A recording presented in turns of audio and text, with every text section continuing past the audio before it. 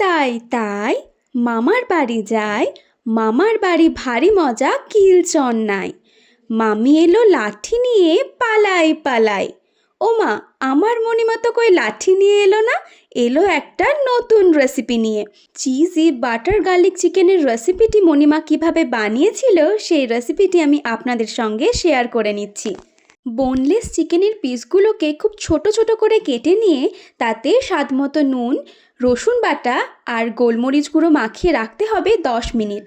10 minute পরে কড়াইতে সাদা তেল গরম করে সেই চিকেনের পিসগুলোকে ভেজে তুলে রাখতে হবে।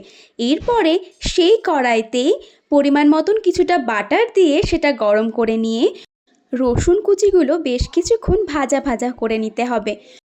রসুনগুলো ভাজা হয়ে গেলে তার ওপরে কিছুটা ময়দা, পরিমাণ মতন সামান্য একটু দুধ আর নুন দিয়ে সব কিছু বেশ কিছুক্ষণ মিশিয়ে নিয়ে তার ওপরে জল দিয়ে সব কিছুকে ফুটিয়ে নিতে হবে। যখন জলটা ফুটতে শুরু করবে তার ওপরে কিছুটা চিলি ফ্লেক্স আর অরিগ্যানো দিয়ে আবারও সব কিছুকে ভালোভাবে মিশিয়ে নিতে হবে। রেসিপিটির একদম শেষ পর্যায়ে ভেজে রাখা চিকেনের পিসগুলোকে দিয়ে গ্রেট করে রাখা চিজ ছড়িয়ে দিলেই চিজি বাটার গার্লিক চিকেন একদম তৈরি। তন্দুরি রুটির সঙ্গে চিজি বাটার গার্লিক চিকেনটি খেতে কিন্তু দারুণ হয়েছিল। আমার বোন তার রিভিউ খুব ভালোভাবে দিয়েছে।